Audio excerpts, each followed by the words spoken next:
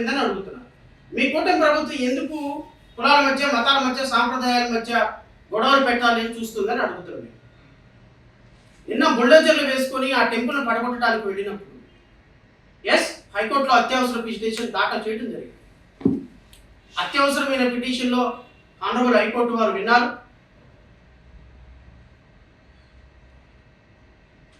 ఎటువంటి అనుమతులు తీసుకోకుండా గుడి అక్కడ ఉన్నటువంటి గుడి కోల్చడం కానీ కొత్త గుడి కట్టడం కావద్దని కూడా ఆర్డర్ ఇచ్చారు.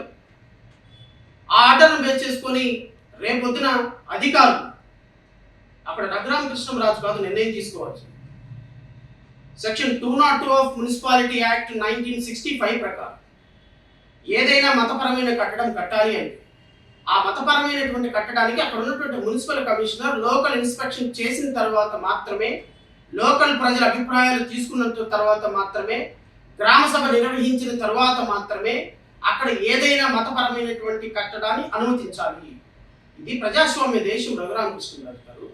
ప్రజాస్వామ్య దేశంలో లోకల్గా ఉన్నటువంటి ప్రజల యొక్క విశ్వాసాల ప్రకారం అక్కడ గొంచెలమ్మ గుడి కట్టాలా, రామాలయం కట్టాలా అనేది వాళ్ళు డిసైడ్ చేసుకుంటారు. అంతేగాని ఉండిలోనో లేకపోతే నర్సాపురంలో కూర్చున్న రఘురామకృష్ణరాజు కాదు, లేకపోతే తాడేపల్లిలో కూర్చున్న ముఖ్యమంత్రి కాదు, లేకపోతే మాదాపూర్లో కూర్చున్న పవన్ కళ్యాణ్ కాదు డిసైడ్ చేసేది అని నేను మీ ద్వారా రాష్ట్ర ప్రజలకు తెలియజేస్తున్నాను. ఇప్పుడు అక్కడ ఉన్నటువంటి గొంతెలమ్మ కూడా రామాలయం అని డిసైడ్ చేయవలసిన అధికారులు. Let authorities will decide. మీరు వాళ్ళని ఎలా చేయండి, ఫ్రీ అండ్ ఫెయిర్ మేనర్లో ఇన్వెస్టిగేషన్ ఎంక్వైరీ చేసేదానికి అవకాశం ఇవ్వండి. అధికారులు అక్కడికి వెళ్తారు. అది గొంతెలమ్మ గుడి అయితే గొంతెలమ్మ గుడి అంటారు, లేకపోతే మీరు చెప్తున్నట్టుగా రామాలయం అయితే రామాలయం అంటారు. అధికారులు will decide, authorities will decide. మీరు ఈ మధ్యలోనే నిన్న బుల్డోజర్లతోటి మీరు రామాలయాన్ని పోల్చడానికి మీరు ప్రయత్నిస్తున్న సందర్భంలో అత్యవసరంగా హైకోర్టులో పిటిషన్ వేస్తే హైకోర్టు వారు పిటిషన్ విచారించి అధికారుల అనుమతితోనే మీరు ముందుకెళ్ళండి, ఎటువంటి అధికారుల అనుమతి లేకుండా మీరు ఏ విధమైనటువంటి అక్కడ పోల్చటాలు కానీ కట్టడాలు కానీ చేయొద్దు అని చెప్పిన తర్వాత మీ యొక్క ప్రయత్నాలు ఆపారు.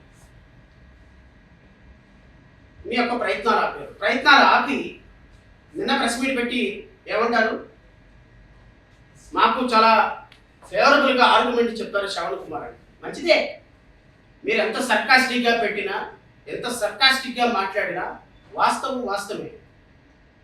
మీరేమంటున్నారు, అనధికారికంగా 113 చర్చలు ఉన్నాయి, ఇక్కడ నుంచి చర్చలు ఎవడ కూలుస్తాడో, నేను కూలిస్తే ఎవడ ఆపుతాడో చూస్తానో అంటున్నాను. నేనేమంటానంటే రఘురామకృష్ణరాజు గారు, మీకు అది కూడా చదివి వినిపిస్తా. ఎందుకంటే చట్టం అనేది మీ ఒక్కరికే కాదు కదా, చట్టం అందరికీ సమానంగానే వర్తిస్తుంది. రఘురామకృష్ణరాజు గారికి నేను చెప్పదలుచుకున్నది ఏంటి అంటే, 2002 ఆంధ్రప్రదేశ్ గ్రామ పంచాయతీ లేఅవుట్ రూల్స్ ప్రకారం, రూల్ 26 ప్రకారం ఏ మతపరమైన కట్టడానికైనా, రఘురామకృష్ణరాజు గారు, ఏ మతపరమైన కట్టడానికైనా రూల్ 26 ప్రకారం డిస్ట్రిక్ట్ కలెక్టర్ పర్మిషన్ అవసరం.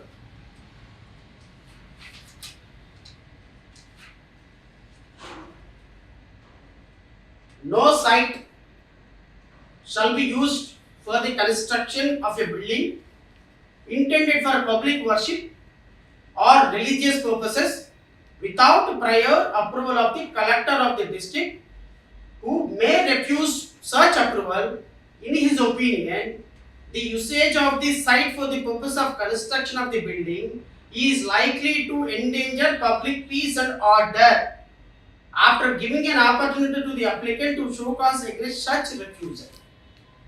నేను మళ్ళీ రాష్ట్ర ప్రజలకు అర్థం అవడం కోసం ఇంకొకసారి చెప్తాను. ఆంధ్రప్రదేశ్ గ్రామ పంచాయత్ ల్యాండ్ డెవలప్మెంట్ రూల్స్ 2002 ప్రకారం, సెక్షన్ రూల్ 26 ప్రకారం, నో సైట్, ఏ ప్రదేశమైనా, shall be used for the construction of a building intended for public worship or religious purposes. ఏ ప్రదేశమైనా, పబ్లిక్ వర్షిప్ కోసం కానీ, రిలీజియస్ మతపరమైనటువంటి కట్టడాల కోసం ఏ ప్రదేశాన్ని వాడాలి అన్నా, without the prior approval of the district collector, who may refuse without the district collector permission, no construction or no premises religious purposes will be constructed. District collector అనుమతి కూడా నిరాకరించవచ్చు. ఎప్పుడు అనుమతి నిరాకరించవచ్చు? ఆ కట్టడం వల్ల is likely to endanger public peace and order. Public సంబంధించి అక్కడ ఉన్నటువంటి లోకల్గా ఉన్నటువంటి పబ్లిక్కి, వాళ్ళ శాంతికి, వాళ్ళ భద్రతకి ఏమైనా విఘాతం కలిగిస్తుంది అని కలెక్టర్ భావిస్తే ఆ పర్మిషన్ కట్టడానికి పర్మిషన్ ఇవ్వడానికి లేదు అని చట్టం చాలా స్పష్టంగా. కలెక్టర్కి ఏ రోజు ఎన్ఓసి కోసం అప్లై చేశారో ప్రజలకు ఒక్కసారి సమాధానం చూపించండి. నిన్న మీరు అప్లై చేసినటువంటి పర్మిషన్, మీరు గవర్నమెంట్ పర్మిషన్ పెట్టలేదు, కలెక్టర్కి పర్మిషన్ పెట్టలేదు, మున్సిపల్ కమిషనర్కి పర్మిషన్ పెట్టలేదు, మీ దగ్గర కనీసం ఒక పీస్ ఆఫ్ డాక్యుమెంట్ లేదు. మీరు ఏ విధంగా ₹1,00,00,000 కలెక్ట్ చేసి ప్రజల దగ్గర నుంచి ₹1,00,00,000 నేను బిల్డింగ్ కడతాను, రామాలయం కడతానని ప్రజల డబ్బును తీసుకున్నారు మీరు అప్రూవల్ లేకుండా? మీకు నిజంగానే న్యాయంగా, నిజాయితీగా మీకు చట్టం మీద గౌరవం ఉంటే అన్ని అప్రూవల్స్ తీసుకున్న తర్వాత మాత్రమే డొనేషన్స్ పెట్టాలి. ఒక ట్రస్ట్ ఏర్పాటు చేయాలి.